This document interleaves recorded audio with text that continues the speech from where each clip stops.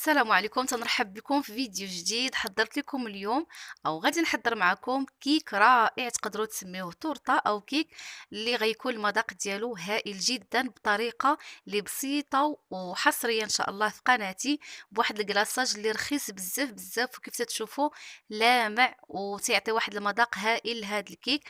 تنتمنى تحضروه وما تردوش تجربوا، لانه المقادير ديالو ماشي مكلفه. وإلا كنتوا غتزوروا القناة لأول مرة، اشتركوا مرحبا بكم وفعلوا الجرس باش دائما توصلوا بجديد القناة. وللإشارة، هذا الكيك فعائلي، تيجي بواحد الكمية وفيرة، ما تردوش تجربوه، تنأكد عليكم. نخليكم على بركة الله مع المقادير وطريقة التحضير.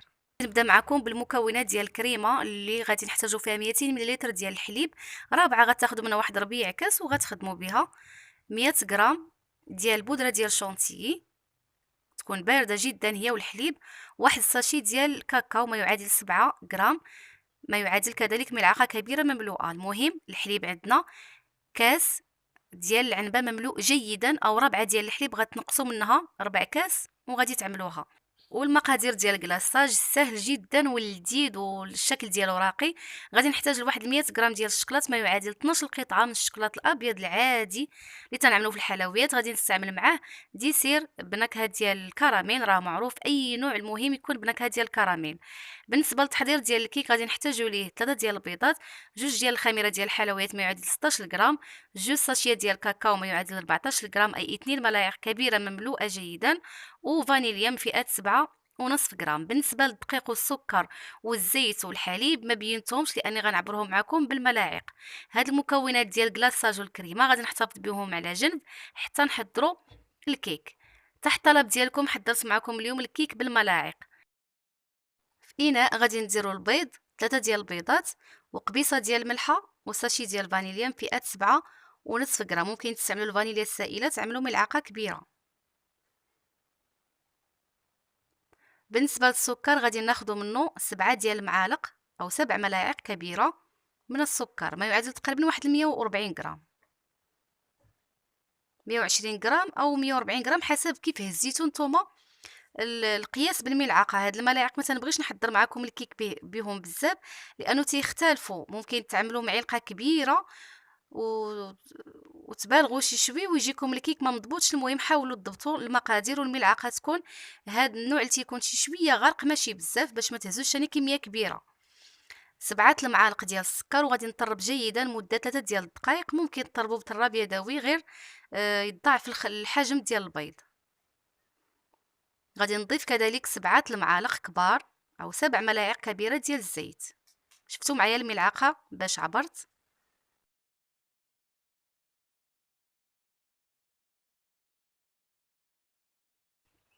صافي، غادي ناخذ 7 ملاعق فقط. غادي نطرب كذلك باش ينسجم ليا الزيت مع البيض.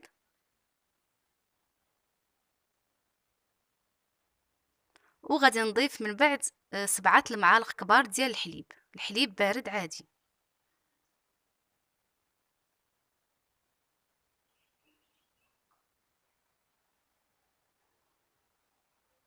سبعة ملاعق ديال الحليب. غادي نخلط غير شويه، من بعد غادي نضيف الدقيق والكاكاو والخميره ديال الحلويات.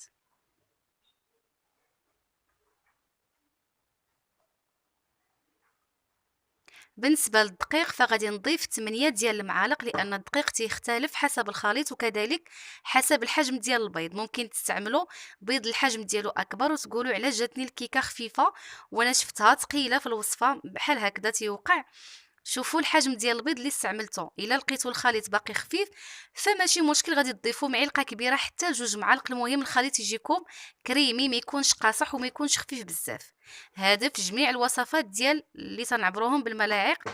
ردوا البال من هذه الفكره او هذه الملاحظه ديال الدقيق. انا غادي نستعمل 7 المعالق، وفي الاخير غادي نشوف ان الخليط خفيف وغادي نضيف ملعقه كبيره. غربلت الكاكاو ضروري ما تنغربلوه، هذا المقطع مشى ليا. المهم ضفت واحد اقل من ملعقه صغيره ديال الخل باش نحيدو ديك الرائحه ديال البيض، وخلطت مزيان بهذا الشكل بخلاط يدوي او تستعملوا ملعقه خشبيه. او سباتيل، تخلطوا مزيان. شفتوا معايا الخليط حسيت به مازال بغى الاضافه ديال الدقيق، فضفت ملعقه كبيره. المجموع عندي 8 ديال المعالق او الملاعق كبيره. خلطت مزيان بحال هذا الشكل. بالنسبه للفرن الكهربائي سخنته على 170 درجه من الفوق والتحت. الا كنتو تطيبوا الكيك ديالكم في الفران مشعل من الفوق والتحت فتيطيب بسرعه. غير تردوا البال مع الفران كيف تيكون الدرجه ديالو. ما ديروش 180 الا كانت مجهده بزاف، كذلك ممكن ديروا حتى 160 حسب الفرن نتوما كيف تيسخن. بالنسبه للفرن ديال الغاز طيبوه الكيك كيف تطيبوه عادي، وما تحتاجوش تحمروا لان الكيك ديال الشوكولات ما تيتحمرش من الفوق لانه الوجه ديالو زوين. الفرن الكهربائي اللي ما تيشعلش من الفوق تيشعل غير من التحت، غادي طيبوه غير من التحت حتى يطيب. ضفت شويه ديال الكركاع اللي هو الجوز، تيجي هائل المذاق مع الشوكولات. الا ما توفرتوش عليه ماشي ضروري، لكن الا تبعتوا نفس الخطوات غتحصلوا على مذاق اللي رائع. خديت مول القطر ديالو 26 سنتيم دهنته بالزبده وغادي نغبرو بالدقيق. ضروري ما تدهنوا الزبده حتى الفوق ديال المول، ولو يكون عندكم الخليط ديال الكيك قليل باش الا كان تيطلع الكيك في الفران ما يتحبسش، ماشي يلقى الزبده والدقيق غير في واحد المستوى وغادي يحبس ما باقيش يطلع. المهم الفكره راه وصلت. نضيفو كامل بحال هذا الشكل وغادي نحطو في الفران تقريبا خدالي واحد 22 دقيقه لا غير. هذا هو الشكل ديالو من بعد ما طاب. غادي ناخذ واحد الكاس صغير ديال الحليب، غير الكاس ديال الشاي، حليب بارد عادي، والكيك عندي تقريبا دفا بواحد 8 ديال الدقائق، ماشي مباشره هو سخون، غادي نسقيه باش ما يتعجنش. خديت واحد الكيغدون غادي نقبو بحال هذا الشكل باش يدخل الحليب اكثر، وصافي غادي نخليه في درجه ديال الحراره ديال المطبخ غير واحد 5 دقائق. من بعد غادي ندخلو للثلاجه يبرد. بالنسبه ليا زربت في التحضير ديال الكيك باش نكمل معكم التصوير، فدخلته مباشره للمجمد برد واحد 10 ديال الدقائق باش نكمل معكم التحضير ديال الوصفه. الا عندكم الوقت اكيد فغادي ديروه في الثلاجه حتى يكون عندكم الوقت وتكملوا الطريقه حسب الوقت. غادي ناخذ هنا 200 ملل ديال الحليب بارد جدا، شفتوا معايا حتى تلج شويه. كذلك البودره ديال الشونتيه حطيتها في الفريغو حتى كملت التحضير ديال الكيك واحد نص ساعه او اكثر، بارده جدا. وغادي نديرها مع الحليب وغادي ندير ساشي ديال الكاكاو ما يعادل ملعقه كبيره مملوءه. غادي نحصلوا على شكل بحال ديال لاموس بواحد المذاق اللي تيجي هائل. ممكن تعوضوا هاد البودره بلاموس، ممكن تتبعوا كذلك الطريقه اللي عملت معكم. ضروري ما تنغرب الكاكاو باش ما تيكونش فيه دوك الحبيبات، وتنطربوه على سرعه تتكون عاليه. بالنسبه للاخوات اللي تيقولوا لي في التعليقات انهم تيطربوا الكريمه وما توصلش هاد الدرجه اللي تيشوفوا معايا في الوصفه، فالسرعه ديال الطراب الكهربائي تتلعب دور كبير. ممكن الا عندكم السرعه ماشي عاليه بزاف ما غاديش تحصلوا على واحد النتيجه تكون مرضيه. حاولوا تشوفوا الطراب الكهربائي. صافي غادي نطرب تقريبا واحد 6 حتى 7 دقائق حتى تنحصل على واحد الكريمه اللي كثيفه جدا. حطيتها في الثلاجه الوقت فاش غادي نحضر الكلاصاج، حطيت الشكلاط الابيض يذوب وخرجت الكيك من الفريغو لانه حطيته باش نسرع العمليه ديال التحضير معكم. برد تقريبا غير واحد 10 ديال الدقائق، قلبته وغادي ندير المول نرجعو باش تجي الكريمه متساويه. الا حطيتها من الافضل نقلبوا الكيك على الظهر ديالو. من بعد خرجت الكريمه اللي حطيت في الثلاجه غير نحضر الشكلاط، غادي نيطاليها كاملها في هذا الوجه ديال الكيك. الا بغيتو تقسموا مثلا جاتكم فكره انكم تقسموا الكيك وديروا الكريمه في الوسط، ممكن غير ما تسقيوش الكيك في الاول حتى تقسموه عاد سقيوه. الا سقيتوه وقسمتوه غادي تفرتت. غادي نبسطوه على الوجه مزيان بحال هذا الشكل. خذوا اي اداه تساعدكم. شفتوا معايا الكريمه عاقده مزيان والمذاق ديالها تيجي هائل، وحتى ديك الحلاوه ديال البودره ديال الشونتي تتكسر بهذاك الكاكاو اللي تنضيفو وتيجينا المذاق ديال الشوكولاته زوين. صافي غادي نزول الايطال لاني درتو غير باش نيطالي مزيان الكريمه. وغادي ندخل الحلوه او الكيك ديالنا للمجمد مده 8 ديال الدقائق حتى ل10 غير باش نكمل تحضير ديال الشكلاط. من بعد ما دابت لي الشكلاط او الشوكولاته البيضاء بدون اي اضافه، ما ضفت فيها لا زيت ولا زبده، غير هكذاك تنضيف دابا داك الديسير ديال الكراميل. ما تضيفوهش كامل، بداو تضيفوا القياس وتحركوه حتى تحصلوا على واحد الخليط اللي بغيتو نتوما. انا بالنسبه ليا خليت واحد ربيع ديال العلبه، ما استعملتوش. وضروري ما تنحطوا هاد الشكلاط 5 دقائق حتى ل 8 في المجمد حتى تيتقال بحال هاد الشكل. ما تضيفوش مباشره باش تحصلوا على واحد الكلاصاج اللي تيكون لامع والوجه ديالو هكذا ثقيل وزوين في التقديم. غادي نسرحو بكل سهوله، شفتوا معايا ثقيل لاني كنت حاطاه في الفريغو غير واحد 3 ديال الدقائق هكذا. والكريمه حتى هي راه بارده، حطيتها في المجمد مده 10 ديال الدقائق. تنقول لكم جميع التفاصيل اللي تنحضر بهم الكيك باش ينجح معكم. من بعد تنبدا نزل هكذا شويه هكذا في الجوانب باش يعطيني واحد الشكل زوين، او حسب اللي بغيتو. ممكن ما ديروش هاد الخطوه. صافي تيتسرح الكلاصاج بسهوله، ما غيعذبكمش نهائيا. خديت نصف قرقاع، بما اننا حضرنا الكيك بالقرقاع فالشكل ما نقول لكمش كيف تيجي راقي جدا جدا. التصوير ما عطاش الحق ديالو. كيف تيجي هذا الكلاصاج لامع بحال حضرناه بشي مكونات اللي مكلفه. كيف شفتوا معايا المكونات ديال الكيك او باش حضرنا الكيك منسجمه مع بعضها. الشوكولات والجوز اللي هو القرقاع وكذلك الكراميل. فتيجي واحد المذاق صراحه اللي هائل. وتنتمنى هذا الكيك هذا يعجبكم وتحضروا، لان المكونات ديالو شفتوا معايا بسيطه، الشكل ديالو راقي جدا. وتنتمنى لكم دائما تكونوا تستافدوا معايا، وما تنسونيش بالتعليقات ديالكم والبارطاج للقناه للدعم.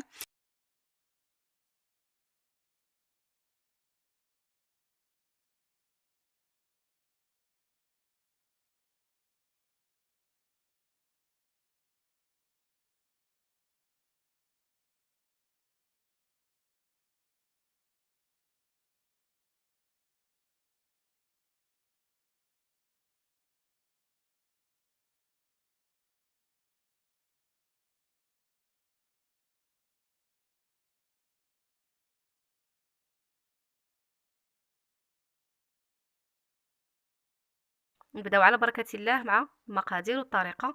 غادي نحتاج علبه ديال البودره ديال الشانتي. بديت معكم مقادير الكريمه: كاس ديال الحليب ما يعادل 160 مليلتر، والبودره ديال الشانتي ممكن تعوضها بالكريمه السائله، هنايا الا بغيتو 300 مليلتر. غادي ندير مع هاد الكريمه فاش نحضرها شويه ديال الكاوكاو كونكاسي، ممكن اللوز، وشويه ديال الجوز اللي هو الكركاع. كذلك غادي نبدا لكم بمكونات الكلاصاج اللي رائع جدا وتيجي لامع. غادي نحتاج هنا تقريبا واحد 180 غرام ديال الشكلاط 20 قطعه. وغادي ندير معاه ساشي ديال الكاكاو لاني مستعمله غير الشكلاط العادي. الا استعملتو الممتاز ما غاديش تضيفوا الكاكاو. غادي نضيف لي كذلك شويه ديال الحليب. غتشوفوا معايا الطريقه. بالنسبه للتحضير ديال الكيك فغادي نحتاج 2 ديال البيضات فقط، ساشي ديال الفانيليا، 2 اكياس من خميره ديال الحلويات لكن غادي نستعمل غير ساشيه ونص ما يعادل 10 غرام، 2 ساشيات ديال الكاكاو ما يعادل 2 ملاعق كبيره مملوءه اي 14 غرام. بالنسبه للمكونات ديال الكريمه فغادي نحطهم في الفريغو او المجمد يبقاو باردين مزيان. كذلك المكونات ديال الكلاصاج غادي نحطهم على جنب حتى نحضر معكم الكيك. 2 ديال البيضات في حراره المطبخ دائما. الا كان البيض ما كانش بارد بزاف في الثلاجه فتيطلع او تيطرب معنا بشكل ناجح. غادي ندير معكم هاد العبارات بالملعقه لان الكيك ديال الملعقه تيطلبوه مني بزاف ديال الاخوات. في نفس الوقت درت لكم الميزان بالنسبه للاخوات اللي تيبيو العبار بالغرام باش تكون كلشي واضح. 6 المعالق ديال السكر، تقريبا واحد 88 غرام حتى ل 90 غرام ديال السكر، هي 6 المعالق. بهاد المعلقه اللي استعملت ما تتكونش غارقه بزاف وما تتكونش مسطحه بين وبين. غادي نطرب الكل مع ساشي ديال الفانيليا وقبصه ديال الملحه، واحد 2 دقائق هكذا ماشي بزاف. ممكن تستعملوا طراب يدوي، غير ضروري البيض يتبدل اللون ديالو باش تحصلوا على كيك خفيف. كذلك غادي نضيف الزيت، 6 ملاعق ديال الزيت غتشوفوا معايا بالغرامات، تقريبا واحد 40 غرام ديال الزيت. غادي نطرب الكل. المهم درت لكم الميزان باش الاخوات نديروا الخاطر اللي بغاو بالملعقه العبار هكذا واللي بغاو بالغرام كلشي واضح. كذلك غادي نضيف الحليب 6 ملاعق ديال الحليب.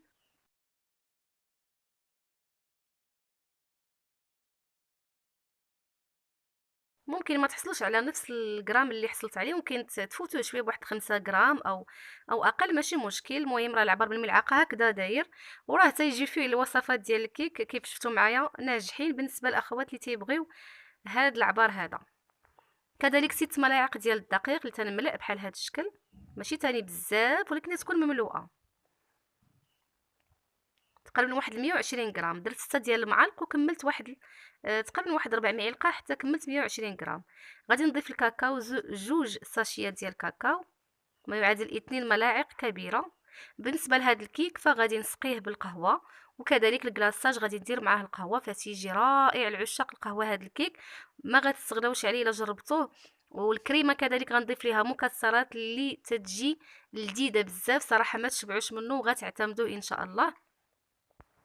شفتوا معايا ضفت الساشي الاول ديال الخميره ديال الحلويات من فئه 8 غرام، والساشي الثاني خديت منه ملعقه صغيره فقط، تقريبا عندي هنا 10 غرام. ممكن ديروا غير 8 غرام الا بغيتو تنقصوا في الخميره ديال الحلوه.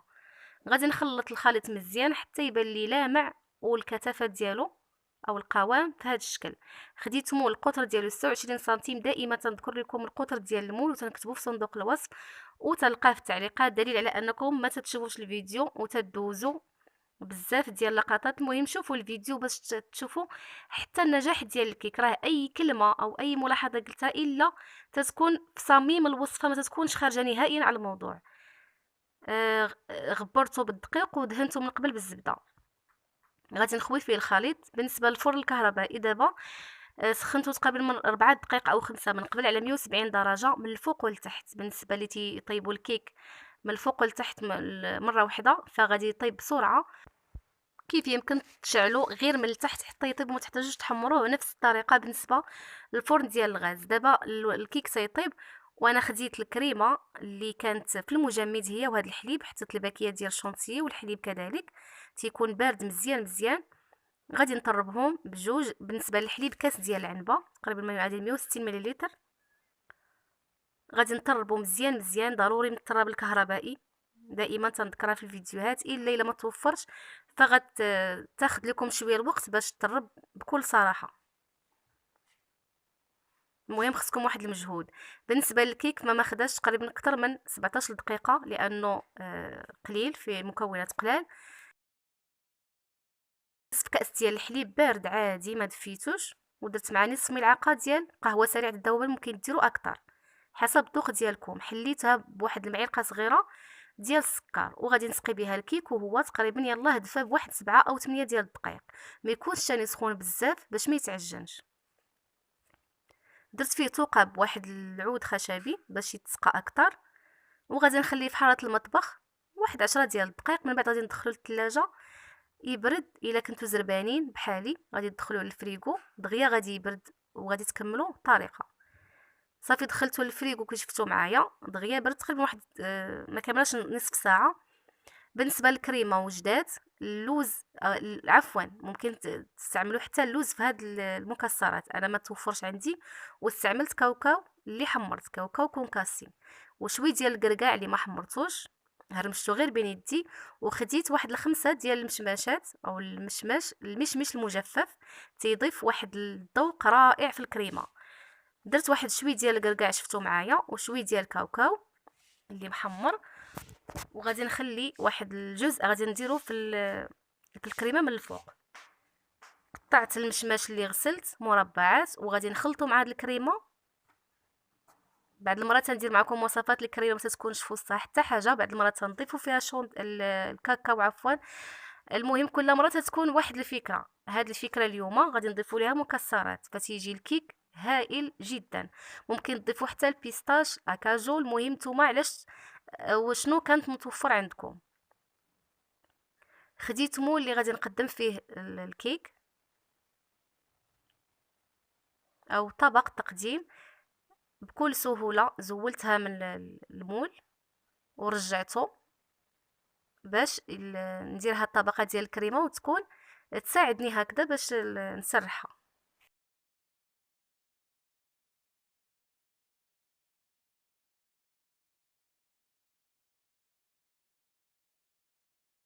القطر تنأكد 26 سنتيم، ممكن تستعملوا 24 سنتيم او اقل. الا استعملتو اكثر غتكون تاني الكريمه غتجيكم رقيقه، وحتى الكيك غادي يكون رقيق. المهم حسب اللي بغيتو. من بعد دخلت الكيك المجمد مده ديال 10 ديال الدقائق. في هذا الوقت حضرت الكلاصاج اللي غادي نضيف لهاد الشكلاط نصف ملعقه صغيره ديال القهوه سريعه الذوبان او اكثر حسب ذوقكم. درته في حمام مائي حتى داب مزيان بحال هذا الشكل، لاني غادي نضيف واحد المعلقه صغيره ديال الزبده، غتعطيني واحد اللمعه في هذا الكلاصاج وكذلك واحد الذوق زوين. زبده ديال العبار، كذلك ضفت الساشي ديال الكاكاو لاني ما استعملتش الشكلاط ممتاز، وتعمدت ما نستعملوش لان بزاف الاخوات يسولوني واش ضروري. هو زوين الذوق ديالو ما كاينش بحالو صراحه، لكن الا توفر غير الشكلاط العادي فتنضيفوا ليه ساشي ديال الكاكاو او ملعقه كبيره تنغنيو الذوق ديالو. غادي نضيف الحليب البارد اللي عندي عادي شوي بشوي، ما نكثرش في الاول حتى تنحصل على واحد الصلصه اللي تكون شي شويه عاقده بحال هذا الشكل. شفتوا معايا ما تستعملتش نصف كاس كامل. ضروري مثلا ندخل هذا الكلاصاج او هذا الشوكولات للفريغو مده 6 دقائق، من 5 حتى 6 دقائق حتى تيتقال، وتنحركو مزيان عاد تنضيفو للكيك. بالنسبه للاطار فزولت الاطار الاول لاني كنت تنعمل كيك اخر واستعملت هذا. ممكن تستعملوا غير النوع اللي طيبتو فيه الكيك، غير باش نضيف الكلاصاج وما يطيحش ليا على الجوانب بزاف. بغيتو تبقى طبقه اللي سميكه شويه فوق الكيك. ودابا راه الكيك بارد باش الا خويت الكلاصاج يشد بسرعه. درت شويه المكسرات اللي بقاو ليا من الاول، شفتوا معايا في الوجه، وغادي نسقيه بهذيك الصلصه الممتازه جدا. الذوق ديالها هائل بالقهوه سريعه الذوبان. 180 غرام ديال الشكلاط، تقريبا ما يعادل 20 قطعه. شفتوا معايا دغيا يجمد الكلاصاج لان الكيك بارد. صافي غادي نرجعو الفريغو واحد 5 ديال الدقائق لا غير، ممكن اكثر الا بغيتو. وغادي نزول الاطار باش نقدم الكيك. ممكن تخليوه يبات عاد ما تيجي ألد. شفتوا معايا المكونات دائما بسيطه. ضفنا واحد شويه ديال المكسرات اللي غيرتنا المذاق ديال الكيك كليا. تنتمنى صراحه تجربوه بنفس الخطوات وما تبدلوش حتى حاجه باش تحصلوا على نفس الذوق. قسمته الثمان قطع تيجي عائلي ما شاء الله زوين بزاف. نتمنى صراحه تجربوه. ممكن ديروه في مول اللي ما تيتحلش وتديروا الكريمه والكلاصاج وتخليوه تقدموه هكذا في المول، سواء دائري او مربع اللي بغيتو. شكرا لكم، بسلام عليكم.